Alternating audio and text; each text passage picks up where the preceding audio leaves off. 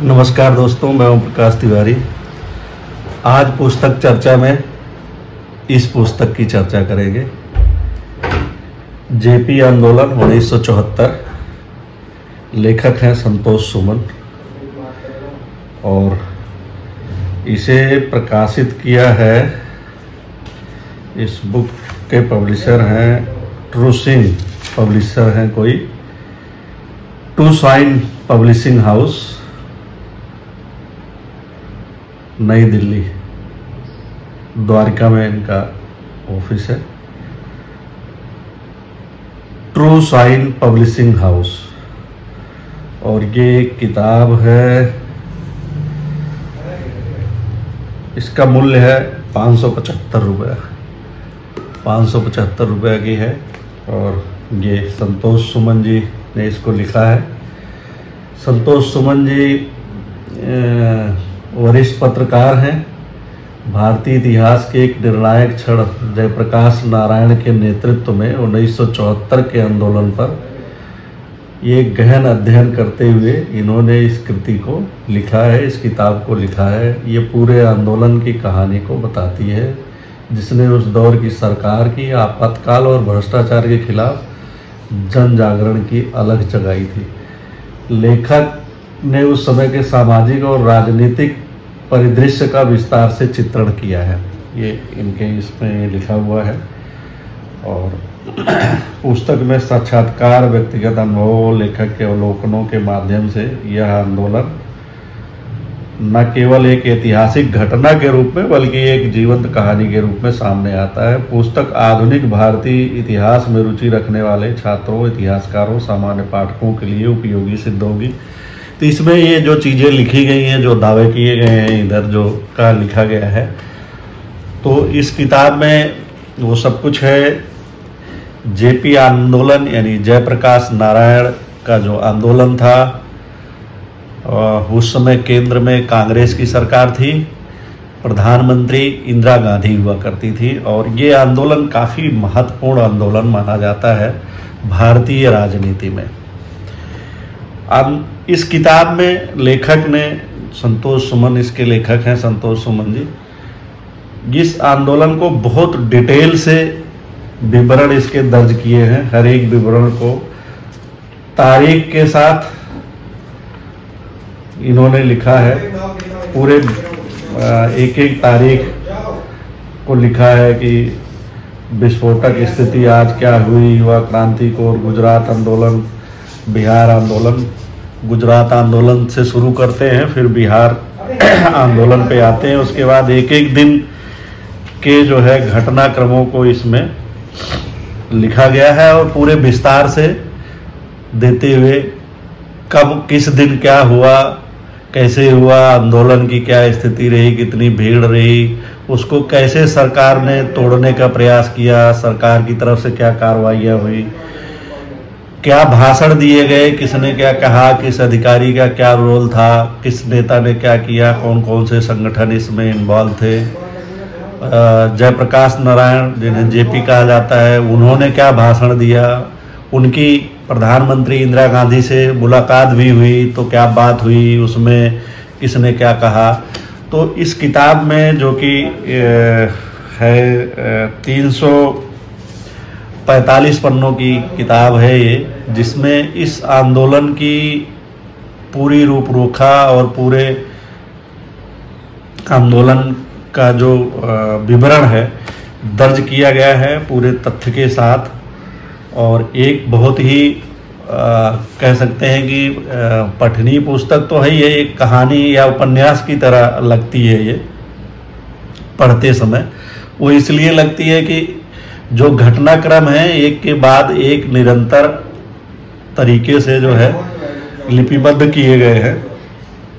तो एक के बाद एक अब क्या हुआ, आगे क्या हुआ, उसके बाद का क्या हुआ का जो सवाल होता है पढ़ते समय, वो लगातार इसमें जिज्ञासा बनी रहती है और पाठक पढ़ता चला जाता है और चीज़ों को जानता समझता चला जाता है कि ये आंदोलन क्यों हो रहा है, किस लिए हो रहा है, क्या मांग है, कैसे चल रहा है आंदोलन, उसके बाद इस आंदोलन को कैसे कुचला जा रहा है, कुचलने के क्या आरोप लग रहे हैं, ये सब पूरी इस किताब में है। और इसकी ये खासियत है। तो इसको पढ़ने के बाद और आज के समय की जो स्थितियां हैं उसको देखने के बाद कुछ सवाल भी उठते हैं कि ये आंदोलन भ्रष्टाचार और महंगाई के खिलाफ था। आंदोलन करने वाले जेपी का कहना था कि कांग्रेस सरकार भ्रष्ट हो गई है, महंगाई बहुत ज़्यादा है, इसलिए इन्होंने आंदोलन किया। मुख्य मांग ये थी कि गुजरात में आंदोलन हुआ था, छात्रों ने किया था और उसके बाद उन्होंने विधानसभा भंग करने की मांग की। जेपी ने सलाह दी छात्रों को और वो विधानसभा गुजरात की भंग कर दी गई। बाद में वही आंदोलन बिहार चला गया और बिहार में आंदोलन सक्रिय होता है और मांग वही रखी जाती है कि इस बिहार विधानसभा को भंग कर दिया जाए और अगला चुनाव हो। और उधर केंद्र सरकार का कहना होता है कि चुनाव 1-1.5 साल बाद चुनाव होने हैं, तो चुनाव में अपना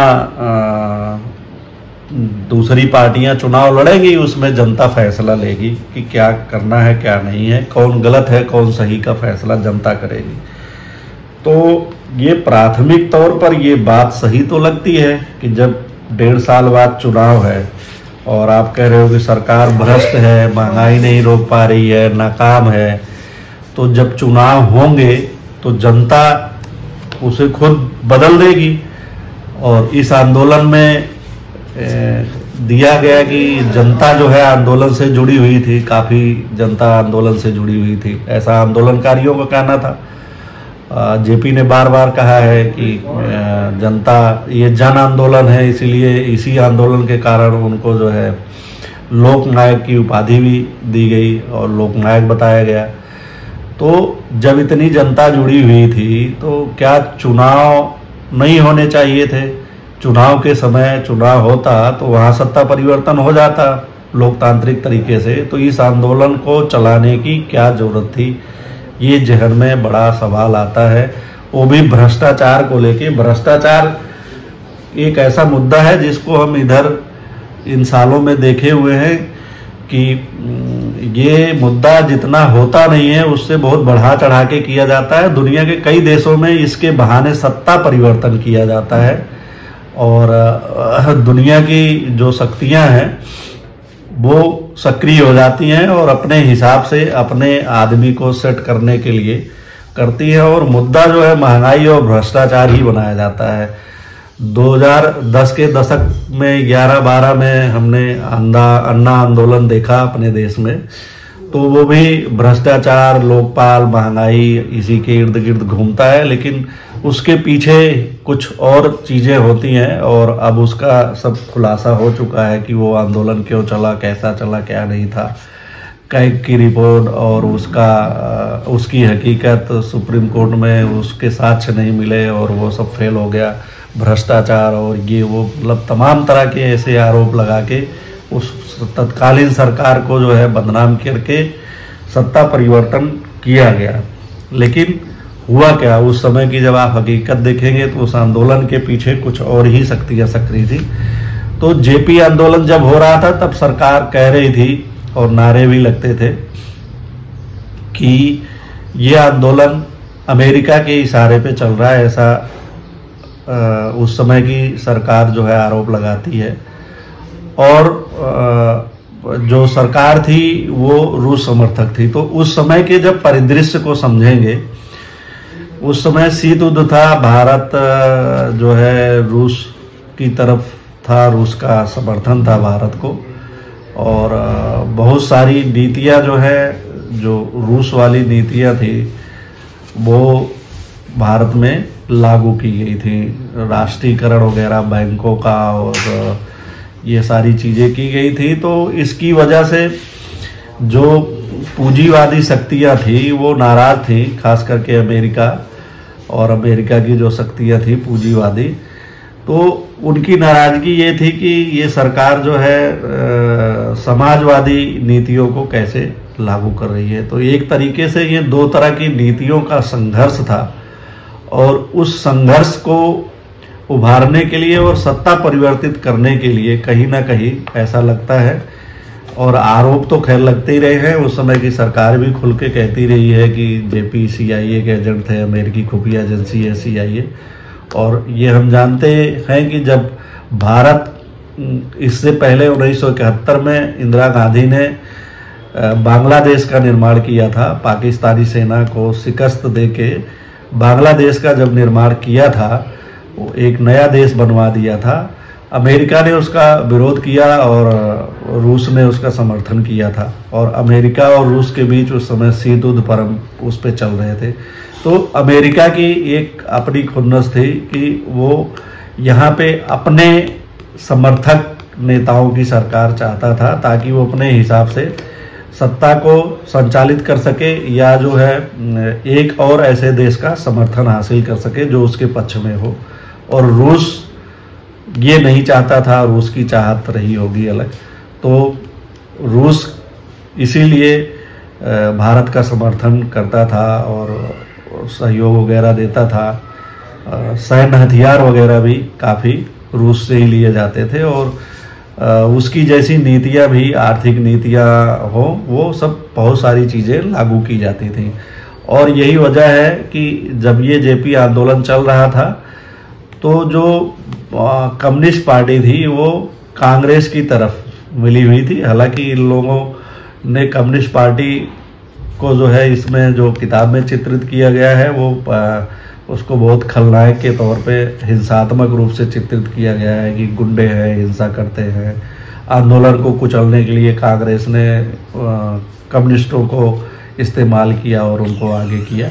लेकिन ये देखने में आता है कि जेपी भी जो है उस समय के राष्ट्रीय स्वयं संघ या जनसंघ जो पार्टी थी उसके साथ मिले हुए थे, और कहीं ना कहीं पीछे से बैकग्राउंड में जैसे अन्ना आंदोलन को आरएसएस और इसका समर्थन था, वैसे जेपी आंदोलन को भी संघ का समर्थन था, जनसंघ उनके साथ था और दूसरे दल उनके साथ थे।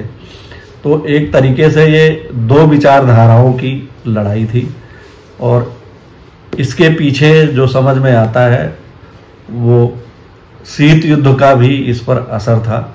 अमेरिका और रूस की जो राजनीति थी, जो कूटनीति थी, उसका भी असर इस पर दिखाई देता है। भारत की जो नीतियां थी वो सोवियत रूस से प्रभावित थी और संचालित हो रही थी, इसलिए अमेरिका को ये चीज़ खटक रही थी, और उनने जो है भ्रष्टाचार और महंगाई के मुद्दे पर इस आंदोलन को प्लांट करने की कोशिश की। ऐसा लगता है इस पूरी किताब को पढ़ करके। हालांकि पूरी किताब जेपी के आंदोलन पर है, वो आंदोलन कैसे चला, कैसे नहीं चला, कितने दिन चला, कितने दिनों तक चला, कैसे चला, क्या कहा गया आंदोलन पे, कैसे सरकार ने जो है लाठीचार्ज किया, कहाँ गोली चली, कैसे कैसे कैसे उसे सरकार ने कुचला, सरकार के क्या बयान थे, ये सब चीज़ें इसमें दर्ज हैं पूरे विस्तार के साथ। और आंदोलन की क्या मांग थी, जेपी के क्या भाषण थे, सब कुछ इसमें है, और ये एक बहुत ही पठनीय किताब है। और जेपी आंदोलन को अगर समझना हो तो इस किताब को ज़रूर पढ़ना चाहिए। इस लिहाज से एक पठनीय किताब है।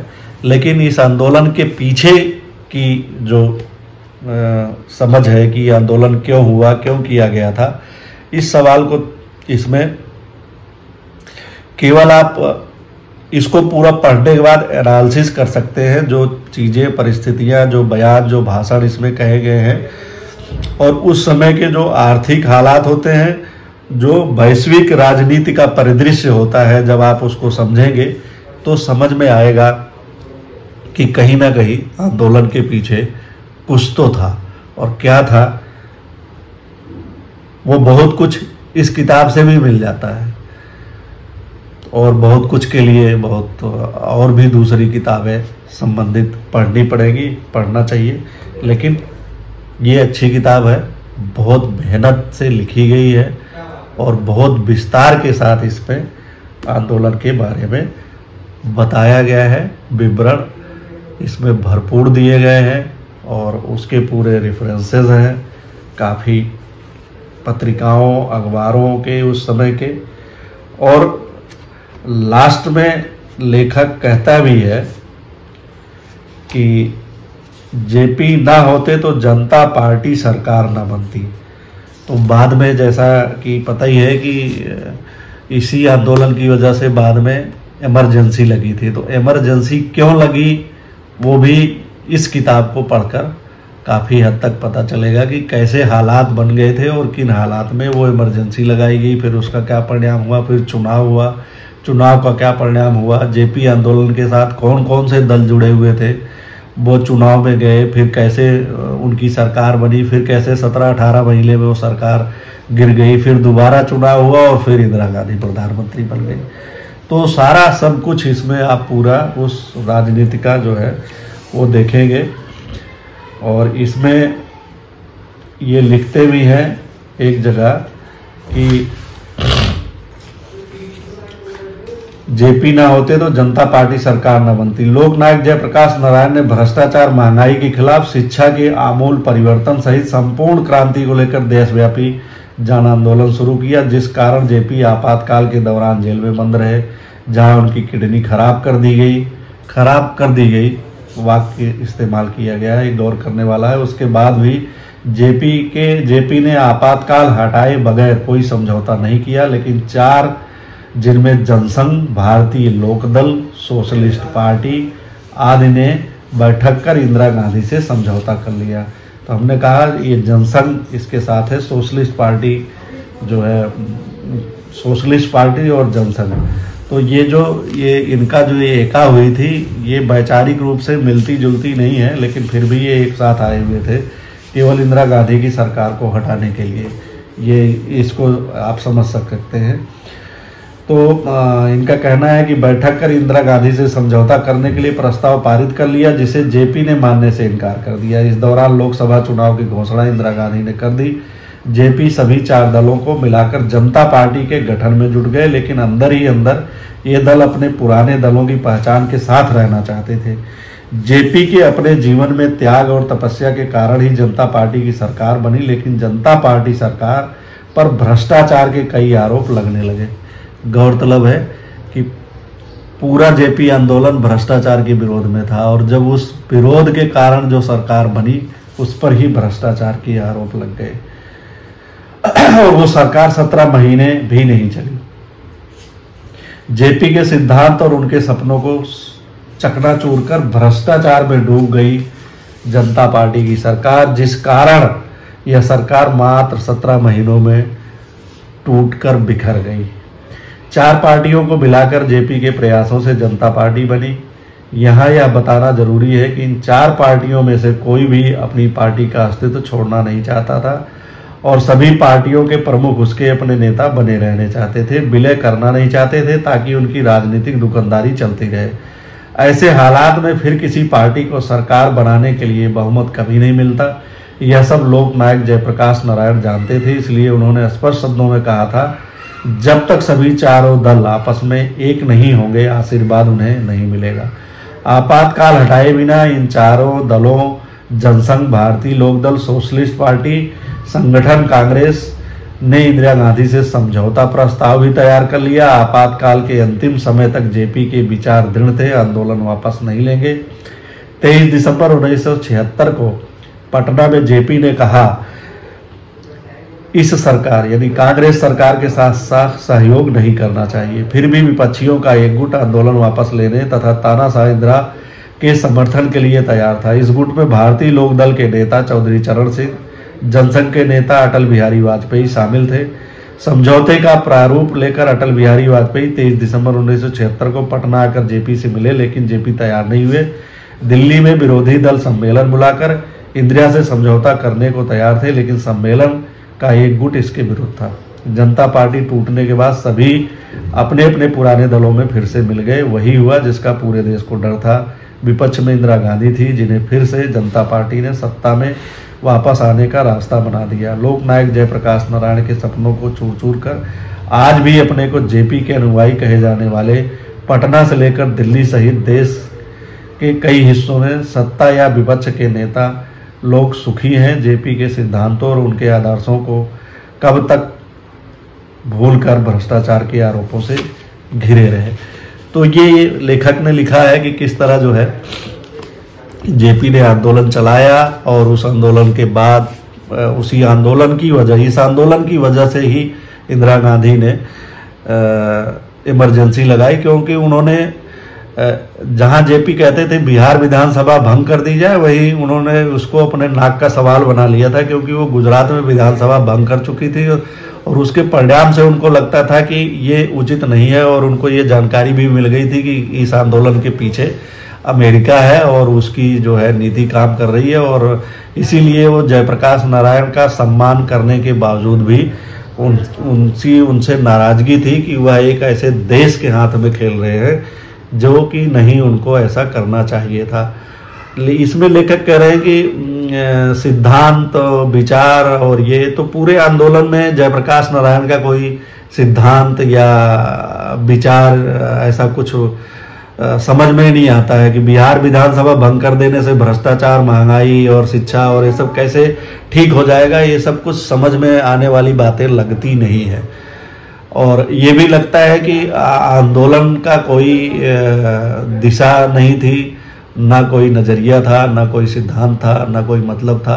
केवल विरोध के लिए विरोध किया जा रहा था और उसमें जनता का समर्थन प्राप्त हो गया था, क्योंकि आर्थिक हालात उस समय ठीक नहीं थे, बेरोजगारी थी, गरीबी थी, महंगाई थी। इन सब वजहों से जनता इस आंदोलन से जुड़ती गई, लेकिन आंदोलन का कोई उद्देश्य स्पष्ट नहीं था।